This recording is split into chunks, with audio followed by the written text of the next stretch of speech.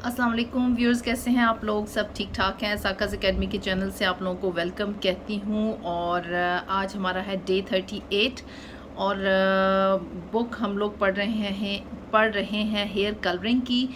ये उर्दू लैंग्वेज में hair colouring की बुक है जिसमें 6 चैप्टर्स हैं और तकरीबन ये अपने एंड को पहुंच चुकी है।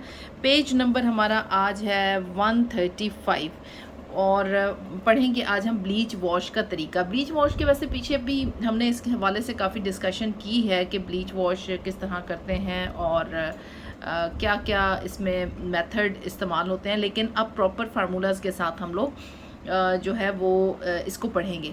अच्छा, एक चीज़ मैं आपको बताती चलूँ, जो मेरे इस चैनल पे नए आने वाले लोग हैं, ये चूँकि किताब में मैंने पढ़ा चुकी हूँ मैं। आज डे 38 है। इसके पीछे के जितने लेसन हैं हेयर कलरिंग बुक के नाम से मैंने प्लेलिस्ट बना दी है। वो सारे के सारे लेसन्स वहाँ पे डे 1 से लेकर आज तक के मौजूद होंगे, बल्कि मौजूद हैं। और आप लोग वहाँ से इसको, अगर आप लोग नए हैं, आप लोगों ने किताब नहीं ख़रीदी है और आप इसको डे 1 से लेकर लास्ट डे तक आप इसको इन लेक्चर्स को देखेंगे तो आपके मेरे हिसाब से तकरीबन सारे जो आप लोगों के हेयर कलरिंग के हवाले से कॉन्सेप्ट्स हैं वो क्लियर हो जाएंगे, जो सवाल हैं आप लोगों के माइंड में। और फिर उसके बाद मेरी एक और प्लेलिस्ट मौजूद है बेसिक हेयर कलरिंग कोर्स के नाम से, आप उसको भी लाजमी देखें। उसमें भी बहुत सारी इंफॉर्मेशन मौजूद हैं। और इसके अलावा शेड कार्ड रीडिंग किस तरह की जाती है वो एक अलग प्लेलिस्ट मौजूद है। रिबॉन्डिंग के तरीक़ेकार के लिए एक अलग प्लेलिस्ट मौजूद है। तो आप लोग अगर हेयर कलरिंग की मेरी जो इन वीडियोज़ को देख लेंगे तो मेरा नहीं ख्याल कि आप लोगों को बेसिक कलर को समझने में आपको कोई दिक्कत होगी। तो हम चलते हैं आज के हमारा जो टॉपिक है उसकी तरफ चलते हैं। आज व्हाट्सएप ग्रुप में किसी ने उज़मा ने बात की थी कि एक वीडियो शेयर की थी और उसमें उन्होंने पूछा था कि इन्होंने जो पहले ग्रे हेयर थे, ग्रे हेयर को 7 के लेवल पे लाने के लिए बहुत खूबसूरत पहले उन्होंने ऑरेंज का शेड किया। उसमें वो ऑरेंज नहीं येलो शेड था। पहली बात तो वो ये है, येलो है। और वो टेंट बैक का प्रोसेस है और टेंट बैक का टॉपिक जो है वो हमारा मेरे ख्याल है ब्लीच के बाद का टेंट बैक का टॉपिक आएगा, जिसमें हम इस चीज़ को डिस्कस करेंगे और आपका वो कॉन्सेप्ट भी क्लियर हो जाएगा कि ये हुआ क्या है। वैसे टेंट बैक जो अगर आप कलर की उसको थ्योरी को समझ जाते हैं तो आपको खुद ब खुद जब आप वीडियो देखते हैं तो आपको आइडिया हो जाता है कि ये प्रोसेस क्या हो रहा है। और फिर उस प्रोसेस को अगर आप अपने क्लाइंट के ऊपर करने के लिए या अपने प्रैक्टिकल के तौर पे करना चाहते हैं तो आप उसको कर सकते हैं। मुनीर की वो वीडियो थी और उसमें जो एक और चीज़ मैं आप लोगों को बताऊं कि आपने देखा कि उसने बहुत शॉर्ट हेयर था और आप मेरा ख्याल है कि टोटल 6 ट्यूब्स उसने इस्तेमाल की। 2 एक दफ़ा इस्तेमाल की, 2 दूसरी दफ़ा इस्तेमाल की, 3 अलग से, फिर 3 नहीं 4 आखिर में 4 की मिक्सिंग के साथ उसने कलर बात दिया। तो वो जो है फिर उसमें हाइलाइट्स भी की गई, ब्लीच का भी प्रोसेस हुआ। मेरा ख्याल है ना करके भी ये कोई 10 आवर्स का प्रोसेस होगा और 10 आवर्स नहीं हुआ तो 8 to 10 आवर्स लाजमी लगे होंगे। तो ये चीज़ें आप अपने माइंड में रखा करें कि जब आप इस तरह के रिज़ल्ट्स लेते हैं तो आपको तजर्बा करने के लिए भी आपके पास मतलब इतना खुला एक आपकी होना चाहिए कि आप उस प्रोडक्ट को इस्तेमाल कर सकें। कलर की एप्लीकेशन में कंजूसी ना करें। और जो वो येलो क्यों इस्तेमाल किया वो हम टेंट बैक में पढ़ेंगे, ठीक है। अच्छा, हमारा आज का टॉपिक है ब्लीच वॉश का तरीका। ब्लीच वॉश हम उस सूरत में करते हैं जब कोई क्लाइंट बहुत इंटेंस रेड या ब्लैक हेयर कर लेते हैं, हुए नेचुरल बाल नहीं होता, यानी उन्होंने डाई किया है तो बहुत ज़्यादा रेड में कर लिया या ब्लैक हेयर हो गया उनका। वैसे तो इसे ठीक करने के लिए हेयर कलर रिमूवर्स का भी इस्तेमाल हो सकता है, लेकिन अगर आपके पास कोई क्लाइंट आ जाता है और आपके पास हेयर कलर रिमूवर नहीं तो ये तरीका भी इस्तेमाल किया जा सकता है। जब ऐसा कोई क्लाइंट आता है तो हम बालों को डायरेक्ट ब्लीच नहीं कर सकते। ऐसी सूरत में 3 तरह के ऑप्शंस होते हैं और हम कलर को ठीक करने के लिए ब्लीच वॉश का तरीका अपनाते हैं। नंबर 1, चूँकि मैंने ये बुक पोस्टकॉम की स्पॉन्सर्ड बुक है तो इसलिए पोस्टकॉम की प्रोडक्ट इस्तेमाल की है। आप कोई और ब्रांड इस्तेमाल कर रहे हैं तो आप उन मैन्युफैक्चरर से पूछेंगे कि इसके रिप्लेसमेंट में आप कौन सा कलर इस्तेमाल कर सकते हैं। पोस्टकॉम की पी सीरीज़ को हाइलाइट्स इंटेंसिफायर भी कहते हैं। पी सीरीज़ को अगर हम 40 वॉल्यूम के साथ मिक्स करके नेचुरल और वर्जिन बालों पर लगाएं तो डायरेक्ट लेवल 7 तक लिफ्ट कर सकते हैं। मसलन अगर किसी क्लाइंट के बालों का कुदरती colour level number 4 medium brown है और उसने कभी बालों पर मेहंदी या डाई नहीं लगाया और बाल वर्जिन है और वो लेवल 8 तक बगैर बालों को ब्लीच किए जाना चाहती है, तो पी सीरीज़ की के कोई भी शेड हम 40 वॉल्यूम डबल मिकदार कलर ट्यूब से मिक्स करके रिज़ल्ट हासिल कर सकते हैं।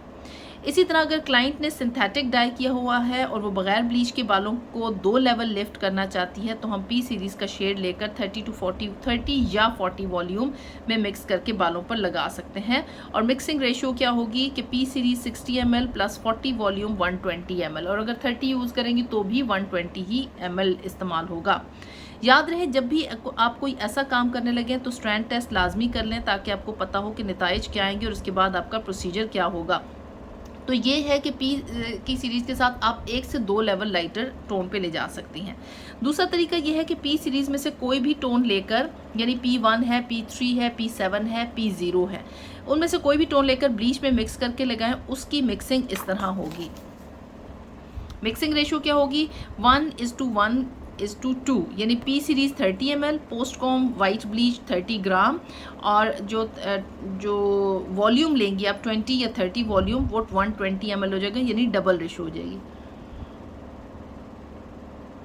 ये मिक्सचर बनाकर बालों पर लगा दें। जब आपके मतलूबा लेवल तक बाल लाइट हो जाए तो टेक्निकल शैम्पू से वॉश कर लें। याद रहे कि इस अमल को पूरे बालों पर करने से पहले स्ट्रैंड टेस्ट लाजमी कर लें ताकि नताइज का आपको पता हो।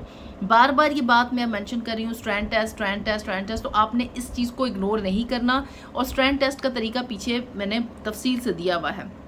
तीसरा तरीका, ब्लीच वॉश का फार्मूला सफ़ा नंबर 133 पर बताया गया है। वो पीछे मैंने आपको बताया था कि हम पढ़ चुके हैं। इस तरीके से बालों को ब्लीच के साथ वॉश करें और रिज़ल्ट हासिल करें। तो ये 3 मेथड आपके पास ब्लीच वॉश के हैं। आप इसके साथ इस तरीके से ब्लीच वॉश कर सकते हैं। Post com blue and white bleach difference. अब इसमें क्या है? पोस्ट कॉम ब्लू ब्लीच है, इसमें 2 तरह की ब्लीच आपको मिल जाती है बॉक्स के अंदर। ब्लू ब्लीच नेचुरल बालों में से ऑरेंज पिगमेंट को ख़त्म करती है, जबकि वाइट ब्लीच बालों में मौजूद गोल्डन पिगमेंट को ख़त्म करती है। ब्लू ब्लीच बालों के अंदर ब्लू ब्लीच पाउडर के अंदर सोडियम होता है जो कि स्ट्रॉन्ग प्लस एग्रेसिव, यानी एक तो ज़्यादा स्ट्रॉन्ग होता है, ताकत उसमें ज़्यादा होती है, एग्रेसिव यानी उसका रिज़ल्ट जो वो ये है कि वो बालों को अगर आप बहुत ज़्यादा इसकी एप्लीकेशन करेंगे, डबल ट्रिपल एप्लीकेशन करेंगे तो बाल डैमेज भी हो सकता है। इसलिए इसको अगर ज़्यादा देर तक बालों पर रखा जाए तो ये बालों के स्ट्रक्चर को रिफाइन यानी पतला करती है, और बाल पतला यानी फ्रेजाइल हो जाता है और बाज़ औक़ात बाल टूटना शुरू हो जाते हैं। लेकिन डाइड हेयर पर इसको इसलिए भी रिकमेंड किया जाता है कि ये कलर जल्दी उतर जाता है और लागत भी कम पड़ती है। आप ये अगर बाल में जान है तो आप ये ब्लू ब्लीच के साथ कर सकते हैं। अदरवाइज़ आपके पास दूसरा option post com white bleach का है। ये ब्लीच पाउडर सिलिकॉन से बनता है। पहला जो था उसके अंदर जो थी वो मौजूद थी सोडियम, और इसके अंदर क्या है? सिलिकॉन, और ये कम एग्रेसिव प्लस स्ट्रॉन्ग होता है, इसलिए इसको कमज़ोर फ्रेजाइल बालों के लिए सूदमंद समझा जाता है। और इसको 20 वॉल्यूम के साथ मिक्स करके स्कैल्प पर भी लगा सकते हैं। ब्लीच के डबल प्रोसेस में अगर पहली बार ब्लू ब्लीच इस्तेमाल की है तो दूसरी बार वाइट ब्लीच को इस्तेमाल करें। इस तरह बालों का स्ट्रक्चर ख़राब नहीं होगा और बाल पतला और कमज़ोर नहीं पड़ेगा। वाइट ब्लीच को इस्तेमाल करने से बाल का स्ट्रक्चर महफूज रहता है। तो ये आपको डिफरेंस पता चल गया। खुलासा, आप जब भी कलर करेक्शन का अमल करने लगें तो 4 बातें जहन में रखें जिनकी वजह से आपको कलर करेक्शन की ज़रूरत पड़ती है। Number 1, too dark hair colour, यानी बहुत ज़्यादा बाल डार्क हुए हैं तब आप कलर करेक्शन आपको करनी पड़ती है, या आपने डाई की और बहुत लाइटर शेड आ गया तब आपको कलर करेक्शन करनी पड़ती है, या आपने टू वार्म हेयर कलर, यानी आपने कलर किया और बहुत ज़्यादा आपको नहीं इल्म था और आपका ज़्यादा बहुत रेड टोन आ गई, ऑरेंज टोन आ गई, येलो टोन आ गई, तो वार्म कलर आपको मिल गया। टू कूल हेयर कलर, या आपको बहुत कूल शेड्स या कूल कलर आपको मिल गया। कूल कलर में आपको ये आप कह सकते हैं कि बहुत ऐश में चला गया, आपको इतना ऐश ही नहीं चाहिए था, बहुत पर्ल में चला गया, उतना नहीं चाहिए था, तो वो उस तरह की टोन आ जाए तो आपको कलर करेक्शन की ज़रूरत पड़ती है। इन 4 बातों में से कोई एक या इससे ज़्यादा बातें हों तो आपको कलर करेक्शन का रास्ता लेना पड़ेगा। लेकिन जब आप इन मसाइल को हल करने लगें तो ये कभी ना भूलें कि आपको जानना होगा कि इन मसाइल की वजह क्या थी और इन वजूहात में से कुछ भी ये भी होती हैं। Number 1 porosity, number 2 hair structure, number 3 natural level. Natural level को सही जांच नहीं सकते क्योंकि वो उसमें आपको पता नहीं चलता, और वो उसका प्रोसीजर मैंने पिछली उसमें आपको बता दिया था कि पहले अगर आप बैक पे जाके देखें तो आपको नेचुरल लेवल को किस तरीके से चेक किया जा सकता है वो मैंने आपको बताया है। और कलर फार्मूलेशन यानी सही कलर फार्मूला इस्तेमाल नहीं किया गया, यानी अगर आपने कलर फार्मूला सही इस्तेमाल नहीं किया है तो भी आपको ये कलर करेक्शन जो है वो आपको करनी पड़ेगी। अगर बाल बहुत पोरस होंगे तो कलर डार्क आएगा, इसलिए आपको बालों की पोरोसिटी पर तवज्जो देंगी। यानी कि कलर डार्क होने की वजह ये भी होती है कि बाल बहुत पोरस हो चुके हैं और आपने उसके ऊपर कलर की एप्लीकेशन कर दी है तो वो कलर डार्क आएगा। और पोरस बालों को किस तरीके से आप हैंडल कर सकते हैं वो मैं आपको पिछली वीडियो में बता चुकी हूँ। इसलिए आप बालों की पोरोसिटी पर तवज्जो देंगी और उसको कम करने की कोशिश करेंगी, बजाय इसके कि आप क्लाइंट के बालों को लाइट करने के चक्कर में बालों को मज़ीद पोरस करें। इसलिए क्लाइंट कंसल्टेशन के बाद आप क्लाइंट के बालों का स्ट्रैंड टेस्ट कर लें ताकि आप क्लाइंट को बता सकें कि आप बालों पर मैक्सिमम क्या काम और कहाँ तक कर सकती हैं। ये बहुत ही ज़रूरी अमल है। कलर करेक्शन एक सब्र आजमा और लेंथी काम होता है और इस काम को स्टेप बाय स्टेप यानी मरहलावार करना चाहिए। अगर आप ब्लीच वॉश या कलर रिमूवर इस्तेमाल कर रही हैं तो पहले बालों के उन हिस्सों पर लगाएं जो ज़्यादा डार्क है। यानी अगर आप ये प्रोसेस कर रही हैं, कलर करेक्शन आपको करनी पड़ रही है, तो पहले आप उस जगह पे ये प्रोडक्ट लगाएं कलर करेक्शन की जहां आपको ज़रूरत है। क्योंकि अगर आप सारे सर पर एक साथ ही लगा देंगी तो उसका नुकसान ये होगा कि कलर करेक्शन करते हुए आपको मज़ीद करेक्शन करनी पड़ जाएगी और पैची रिजल्ट आएगा। ब्लीच वॉश का फार्मूला पहले कभी भी रूट्स पर ना लगाएं, अगर ज़रूरत नहीं है तो बिल्कुल भी ना लगाएं, क्योंकि ऐसा करने से वार्म या हॉट स्पॉट्स बन जाएंगे या आपको ब्राइट ऑरेंज टोन मिल जाएगी। तो ये मेरा ख्याल है जो लोग ऑलरेडी इस फील्ड में हैं उनको पता है कि ये इस तरीके से करने से हमेशा हॉट स्पॉट्स आपके बन जाते हैं। ब्लीच वॉश का फार्मूला लगाकर कभी भी क्लाइंट को अकेला ना छोड़ें जब तक आपका मतलूबा लेवल नहीं आ जाता, यानी आपको जब तक आपका रिक्वायर्ड रिजल्ट आपका नहीं आ जाता उस वक्त तक आप क्लाइंट को अकेला ना छोड़ें। और अगर 40 to 45 मिनट फार्मूला लगे रहने के बाद भी आपका मतलूबा लेवल नहीं आता तो आप पहले वाले फार्मूले को टेक्निकल शैम्पू के साथ वॉश करके मास्क लगाएं। ठीक है, पहले आप टेक्निकल शैम्पू के साथ वॉश करके फिर आप मास्क लगाएं और मास्क के बाद से वॉश करके दोबारा ब्लीच वॉश का फार्मूला लगाएं। तो ये तो हो गई आज की जो वीडियो। इससे अगला जो महफूज तरीके से ब्लीच वॉश कैसे किया जा सकता है ये मैं अगली वीडियो में बताऊंगी। आई थिंक आज की ये टॉपिक काफ़ी आपके लिए आज का इनफ है। इसके बाद कल की वीडियो में मैं आपको इससे अगले टॉपिक पे चलेंगे और आपको मज़ीद इसके बारे में बताऊंगी। अगर आप लोगों का कोई सवाल है तो कमेंट बॉक्स में आप कर सकते हैं और जो व्हाट्सएप ग्रुप के लोग हैं वो व्हाट्सएप में कर सकते हैं। अपना बहुत सा ख्याल रखिएगा। Take care. अल्लाह हाफिज़।